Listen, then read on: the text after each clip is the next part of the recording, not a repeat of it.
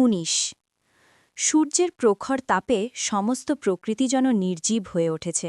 উপস্থিত সবার মধ্যে চাপা উত্তেজনা কাজ করছে। রমিজ আলী, হারুন রশিদ নামক ধূর্ত মানুষগুলোর চোখ ছানা বড়া।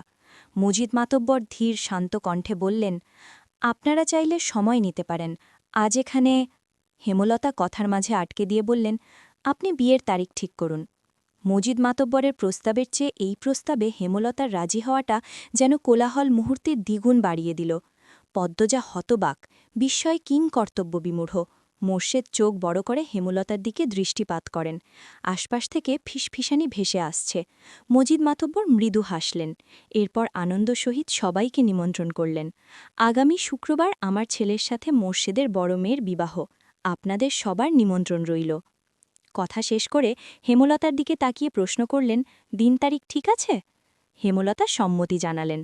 মোর্শেদ অবাকের চরম পর্যায়ে, কোনো কথা আসছে না মুখে। পদ্মজা ঢোক গিলে ব্যাপারটা হজম করে নিল। মুহিবের সাথে যখন তার বিয়ের আলোচনা হলো তখন সে ভারী অবাক হয়েছিল। লিখন শাহ নামে একটা মানুষকে মনে পড়েছিল। এখন তেমন কিছুই হচ্ছে না, অনুভূতিগুলো ভোতা। যা হবার হবে, সেসব নিয়ে ভেবে লাভ নেই। বিচার সভা ভেঙে গেল। মজিদ মাতব্বর আলাদা করে মোর্শেদের সাথে কথা বলেন। তিনি আগামীকাল নিজ স্ত্রী এবং বাড়ির অন্যান্য বউদের নিয়ে পদ্মজাকে দেখতে আসবেন। মোর্শেদ হেমলতা সমস্বরে অনুমতি দিলেন। বাড়ি ফেরার পথে অনেকের কটু কথা কানে আসে। পদ্মজা, আমির দুজনেরই চরিত্র খারাপ, এজন্যই বিয়ে হচ্ছে। মাতব্বর ক্ষমতাবান বলে পুরো ব্যাপারটা ঘুরিয়ে নিয়েছে। কিন্তু তলে তলে তো নিজেরা জানে তাদের ছেলেমেয়ে কেমন, তাই তাড়াতাড়ি করে বিয়ে হয়ে যাচ্ছে। কেউ একজন খুব বিশ্রীভাবে পদ্মজাকে উদ্দেশ্য করে বলল, কে জানে, মনে কয় তো ছেড়ি পেট বাঁধাইছে, রাইতে বাপ মারে দিয়ে পায়ে ধরাইয়া বিয়া ঠিক করছে। পদ্মজার মন তিক্ত হয়ে ওঠে। হাঁটতে ভীষণ কষ্ট হচ্ছে। এত নোংরা মন্তব্য সহ্য করা খুব কঠিন। মিথ্যে অপবাদ চারিদিকে। বোরখার আড়ালে পদ্মজার চোখ দুটি ছলছল করে উঠল। খুব কাঁদতে ইচ্ছে হচ্ছে। হেমলতা পদ্মজার এক হাত শক্ত করে চেপে ধরেন। মানুষের ছায়া ছেড়ে ক্ষেতের রাস্তা দিয়ে যাওয়ার পথে তিনি বললেন, জীবন খুব ছোট। এই ছোট জীবনে ঘটে অনেক ঘটনা। যে ভালো তার সাথে যে শুধুই ভালোই হবে তা কিন্তু ঠিক না, উচিত না। ভালো খারাপে মিলিয়েই জীবন।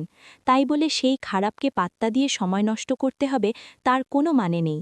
খারাপটাকে পাশে রেখে ভালো মুহূর্ত তৈরি করার চেষ্টা করবি, ভালোটা ভাববি। শুধুমাত্র কয়জনের কথায় কি আসে যায়? পুরো গ্রামবাসী জানে তুই কেমন। পুরো অলন্দপুরের যত মানুষ আজ এসেছে তাদের মধ্যে বেশিরভাগ মানুষই মনে মনে তোর গুণগান গেয়েছে।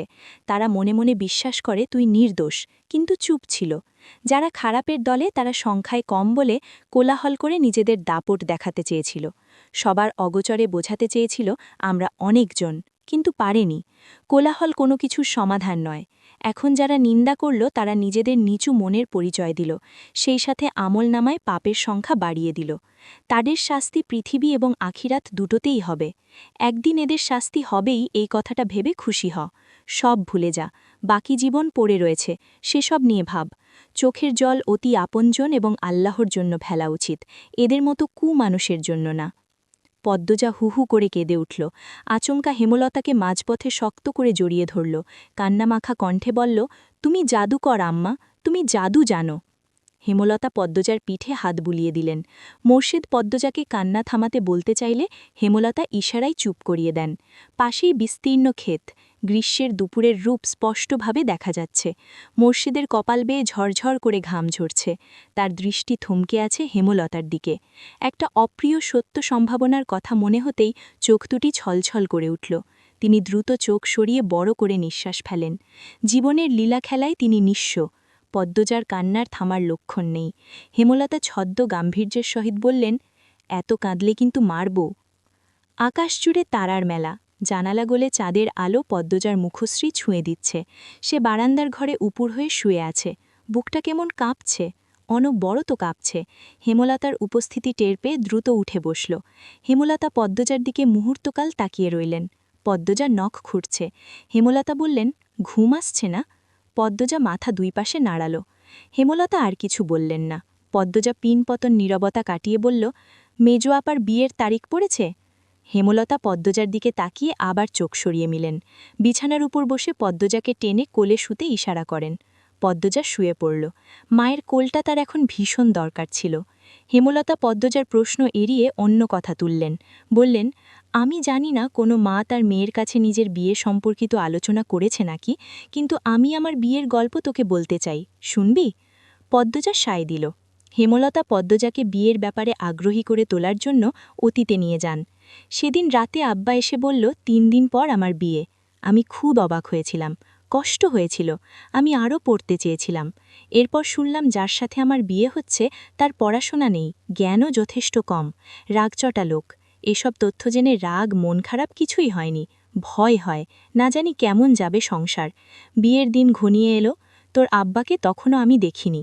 বিয়ের দিন আয়নায় প্রথম দেখি, কালো একটা মুখ, চোখ দুটি গভীর। কখনো না দেখা মানুষটাকে প্রথম দেখেই মনে হয় আমার সবচেয়ে আপন একজন মানুষ। সব ভয় কেটে গেল। বিদায়ের সময় সবাই বলছিল, দুজনকে খুব মানিয়েছে, রাজজোটক। একজন হিন্দু দিদি বলেছিলেন, সাক্ষাৎ রাম সীতা। আটপাড়ায় যদি একজন 6 ফুট লম্বার মানুষ থাকে তবে সেটা তোর আব্বা ছিল। বিয়ের পর জানতে পারি তোর আব্বাকে বিয়ে করার জন্য অনেক মেয়েই পাগল ছিল। নিজেকে খুব সৌভাগ্যবতী মনে হতো। অশিক্ষিত ভেবে নাক কুচকেছিলাম। সেই আমি তোর আব্বার জন্য দিনকে রাত, রাতকে দিন মানতে রাজি ছিলাম। এতটাই ভালোবাসা হয়ে গেছিল যে তোর আব্বা ছুরি নিয়ে রক্তের আবদার করলে আমি আমার বুক পেতে দিতাম। পদ্মজা মাঝপথে আটকে দিয়ে বলল, তাও তো আব্বা তোমাকে ভালোবাসেনি আম্মা। হেমলতার হাসি উজ্জ্বল মুখটা নিভে গেল, অপ্রতিভ হয়ে উঠলেন। তিনি দৃষ্টি এলোমেলো রেখে বললেন, তাকে বিয়ে করতে বাধ্য করা হয়েছিল। পদ্মজা চুপ করে রইল, হেমলতাও নিশ্চুপ। দরজার পাশে মোর্শেদ বসেছিলেন, বিড়ি ফুঁকছিলেন। হেমলতার প্রতিটি কথা বুড়ো হয়ে যাওয়া মনটাকে ডুমড়ে মুচড়ে দিল। তিনি বিড়ি নিয়ে বেরিয়ে যান চৌরাস্তার উদ্দেশ্যে। চৌরাস্তার পাশে একটা বড় ব্রিজ আছে। ব্রিজে দক্ষিণা হাওয়ার তীব্রতা খুব বেশি। সেখানেই এসে দাঁড়ান, ফেলে আসা জীবনের প্রতিটি পদক্ষেপ চোখ বুজে মনে করার চেষ্টা করেন। বেশ কিছুক্ষণ পর পদ্মজা বলল, আম্মা, প্রতিজ্ঞা করেছিলাম আর প্রশ্ন করব না, তবুও বলবো একদিন। পদ্মজা আর জিজ্ঞাসা করল না, কোন দিন বলবে। নিশ্চুপতার অবস্থানে ফিরে গেল। মুহূর্তকাল স্থির থেকে হেমলতা বললেন, পূর্ণা খুব কান্নাকাটি করে দেখলাম, মেয়েটা এত দুর্বল কি করে হলো? পদ্মজা হেমলতার এক হাত মুঠোয় নিয়ে অস্বস্ত করে বলল, আমি আছি আম্মা, সামলে নেব। ঘরে যা, রাত হয়েছে অনেক। পদ্মজা উঠে বসল, ওড়নাটা ভালো করে টেনে নিয়ে জুতো পরল, বেরিয়ে যাওয়ার জন্য পা বাড়াল। হেমলতা বিছানার শেষ অংশ থেকে বালিশ টেনে নেন। বালিশের নিচে 2টি কাগজ ভাঁজ করা ছিল। হেমলতা হাত বাড়িয়ে নেন। পদ্মজার উদ্দেশ্যে বলেন, পদ্মজা, এগুলো কি? হেমলতা ভাঁজ খোলেন। পদ্মজা ফিরে তাকায়। হেমলতার হাতে লিখনের চিঠি দুটি দেখে সর্বাঙ্গে বৈদ্যুতিক কিছু একটা ছড়িয়ে পড়ল। শরীর কেঁপে গেল। মাটি যেন 2 পা টেনে ধরল। হেমলতা প্রথম লাইন পড়ে, বেশ অবাক হন। পদ্মজার দিকে একবার চকিতে তাকান, এরপর এক নিঃশ্বাসে 2টো চিঠি পড়ে শেষ করেন। পড়া শেষে থম্মে বসে রইলেন অনেকক্ষণ। ভয়ে পদ্মজার 2 চোখ পেয়ে জল পড়ছে। মাথা নত করে দাঁড়িয়ে রয়েছে। হেমলতা ধীর পায়ে হেঁটে আসেন পদ্মজার কাছে। 2 ভ্রু প্রসারিত করে শান্ত অথচ তীক্ষ্ণ কণ্ঠে বলেন, এসব কবে হয়েছে? আমাকে জানাসনি কেন? পদ্মজা প্যাচপ্যাচ করে কেঁদে বলল, যখন ওনারা শুটিং করতে আসেন। পদ্মজার মনে হচ্ছে এখনই সে অজ্ঞান হয়ে যাবে, কিন্তু কিছুতেই হচ্ছে না। মনে মনে প্রার্থনা করছে যেন অজ্ঞান হয়ে পড়ে যেতে পারে, তাহলে এই লজ্জা থেকে বাঁচা যাবে। হেমলতা পদ্মজাকে পরখ করে নেন। পদ্মজা অস্বাভাবিকভাবে কাঁপছে, বারবার নিচের ঠোঁট কামড়ে ধরছে। পদ্মজা হেমলতাকে চুপ থাকতে দেখে বলল, তুমি যা বলবা তাই হবে আম্মা, আমার উপর রেগে যেও না।